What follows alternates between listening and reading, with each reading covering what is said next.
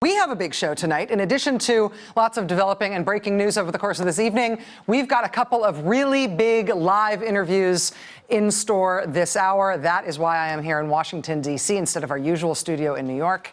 But it's good to have you with us. If you were her, would you go? Would you go to the inauguration? Today, Hillary Clinton and former President Bill Clinton announced that they will attend the inauguration of incoming President Donald Trump later this month. I don't know if they sought assurances from the new president that he wouldn't actually lock her up if she shows up in Washington for his inauguration, but she will be there in person.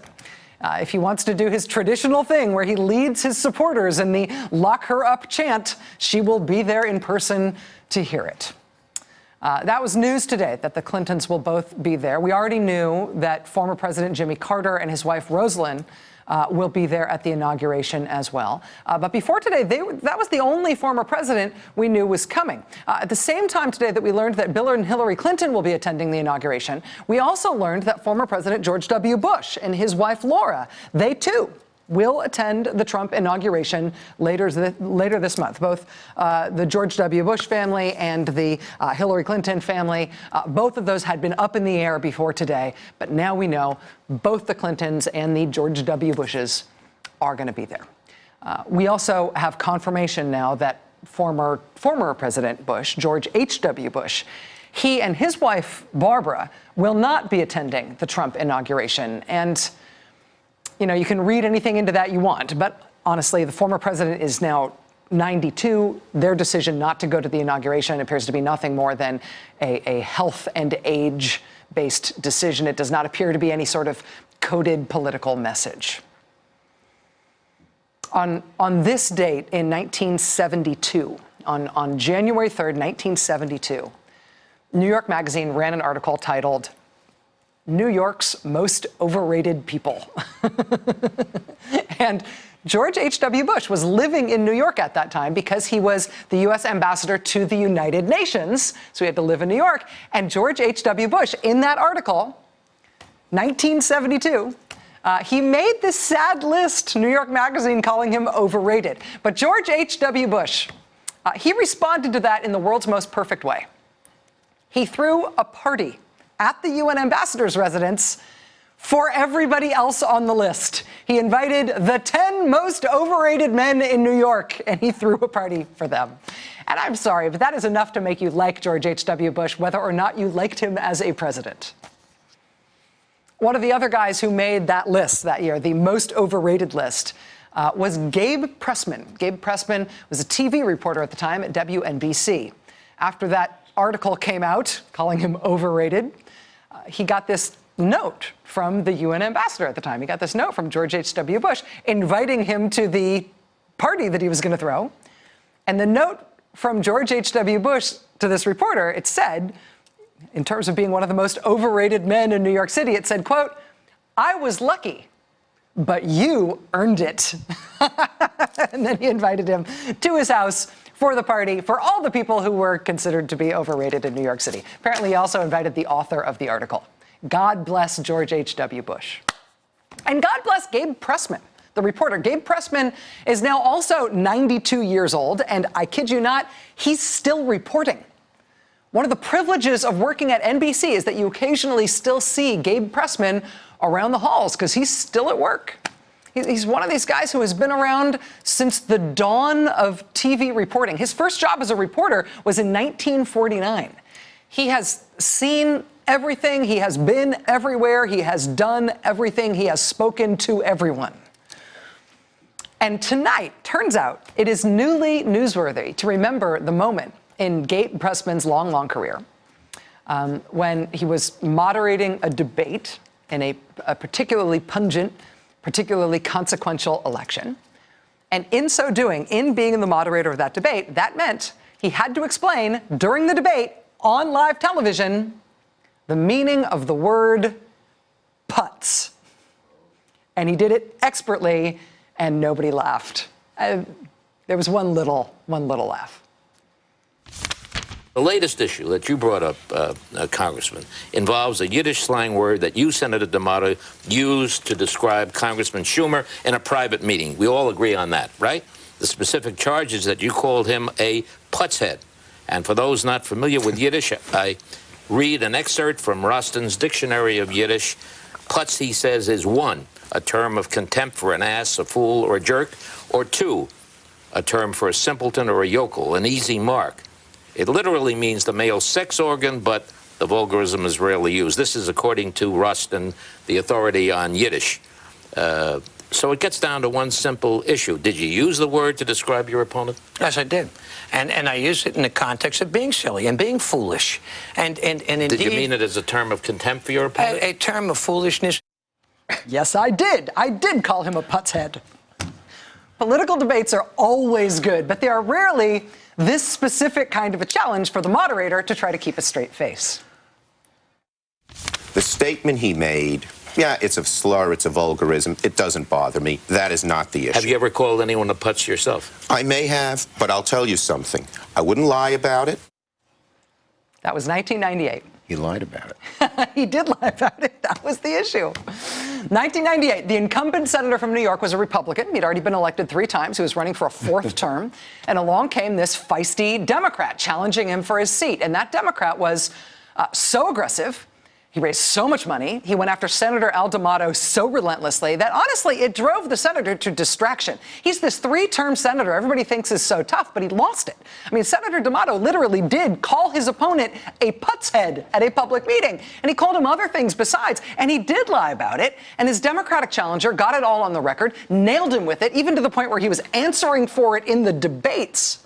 That incumbent senator didn't know what hit him. I mean, incumbents, especially rich, high-profile incumbents, they should be basically unbeatable in big, expensive statewide races in a place like New York. But along came this guy who was basically just made to win a race like that. He'd been elected to the state assembly at the age of 23. He'd been elected to Congress at the ripe old age of 29. He had never lost an election in his life. And he took on and beat this entrenched, rich incumbent senator. It was the highest profile Senate race in the country that year, mostly because of how hard that young congressman fought to get that seat. And he got that seat. And if you look, it's funny, you look at the map of the race results that year, it doesn't much look like the Democrat won, but he did. He won by just under 500,000 votes. But that was his first election to the Senate. It was an upset of a sitting incumbent Republican. Now put that map there again on the left, and then look at that other map there on the right. That's 6 years later.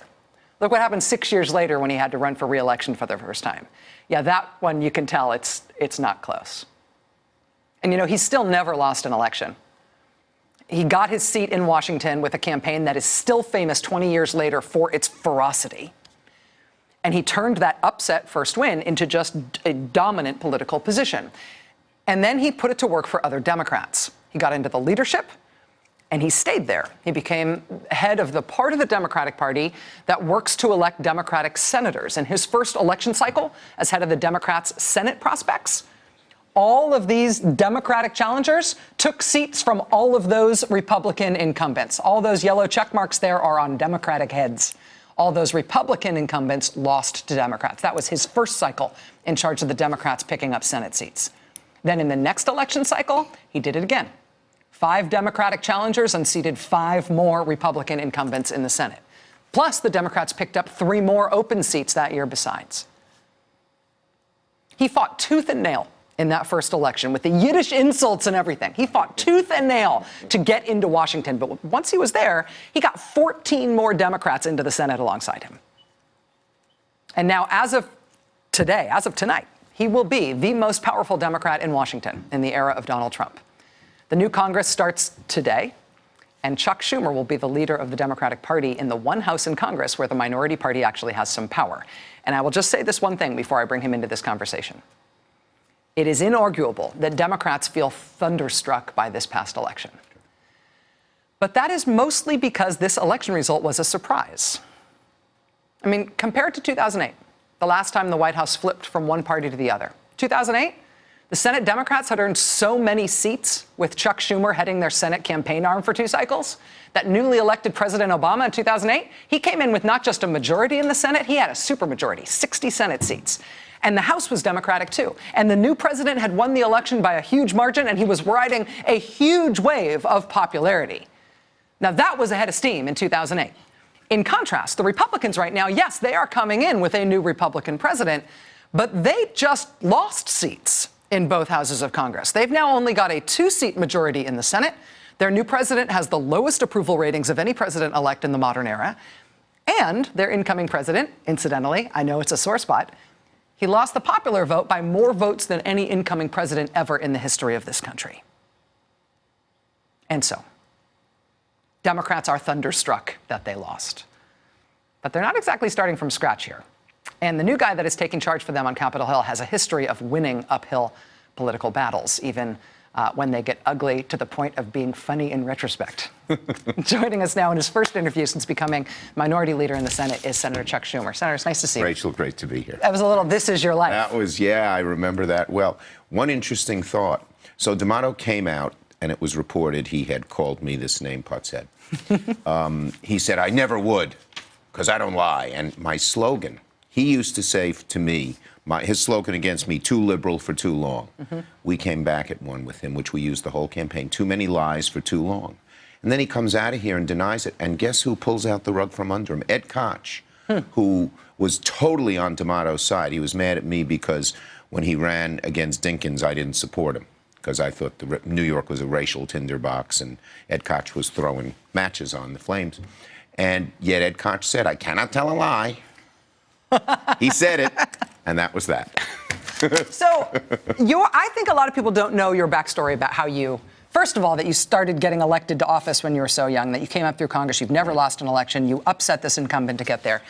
But are there extrapolatable things that you learned from the way that you started and the way that you started winning that apply to what's going on with the Democrats right now? All through the years, my lodestar, I've always been a middle-class guy. I came from a middle-class neighborhood. My father was an exterminator, didn't go to college. You know, I grew up with people who were firefighters and little store owners and teachers of all different ethnicities. That's what happens in Brooklyn. But what I learned is you got to be true to yourself. You have to have an internal gyroscope that directs you. And the higher up you go, the more fierce the winds blow. And the only way you don't get blown off the mountain is by believing in things and believing in them without worrying about what people think. That's who I've been, you know. That's who I've always been. I have focused on average folks. I care about them. I believe in them. I still identify and empathize with them. That's what I tell candidates. And be yourself. You have been in public life, and you've been in national life for a long time. I tell people I'm from Brooklyn. Yeah. Sometimes it helps me, sometimes it hurts me, but I know one thing. I'd be less than whatever I am if I tried not to be from Brooklyn. Because you have a Brooklyn accent, you are from Brooklyn, you have come up through New York politics. People think of you as a New York political figure, but now, indubitably, you are a national political figure. And I think a lot of Democrats, having been through the Sanders versus Clinton primary, having been through the shock of losing this election, are sort of trying to figure out how to place you and trying to think about what your leadership is going to be like at a national level. Do you see yourself as a moderate? Do you see yourself as a liberal? Do you see yourself as ideological at all?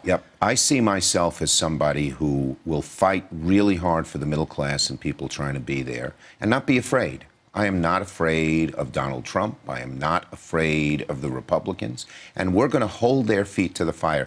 I am actually excited about this opportunity. It's an opportunity. There are so many contradictions in this administration. I mean, one, we're going after their nominees. You know, McConnell wanted to let all of them just get through in these quick little 2-hour hearings, get all of them done in 2 weeks. We're saying no way. Price, the guy from HHS. Donald Trump said when he campaigned he wouldn't cut Medicare and Social Security, but he turns around and nominates as his HHS secretary, guy made his career on cutting Medicare and Medicaid. We're going to slam him on these things. He said he's going to clean the swamp. Who's his cabinet? Billionaires?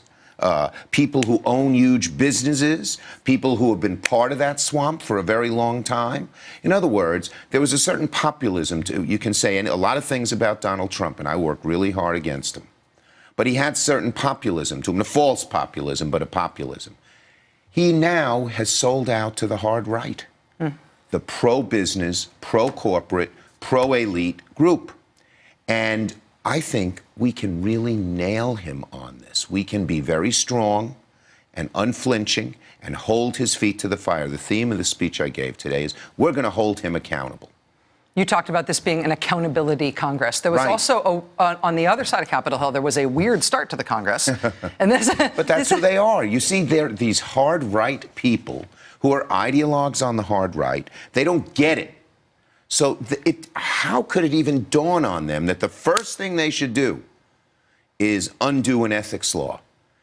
Crazy. Now, they had to back off, but still, that was their opening. We are going to have so many opportunities. Here's a great one. I mean, it's very important to me, ACA. Obama. They're like the dog who caught the bus. They don't know what to do with it. It has so many good things. 20 million people covered. You're 21 to 26, you get on your parents' plan. You're a parent and your child has cancer, they can't deny you insurance. Women have to be treated the same. Planned Parenthood. All these things are very popular. They say, oh, we'll keep those, but get rid of ACA. They can't.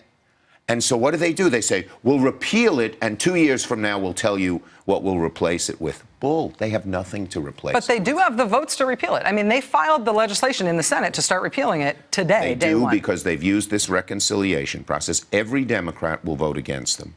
And then when they actually try to repeal it, but try to keep they have two choices. Neither one's a winner for them.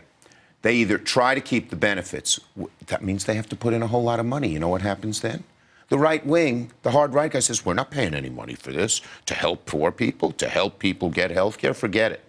Or they cut out all the benefits and there's an outcry. And even now, they can do this repeal and say, we'll replace it in 2 years. Guess who's getting hurt?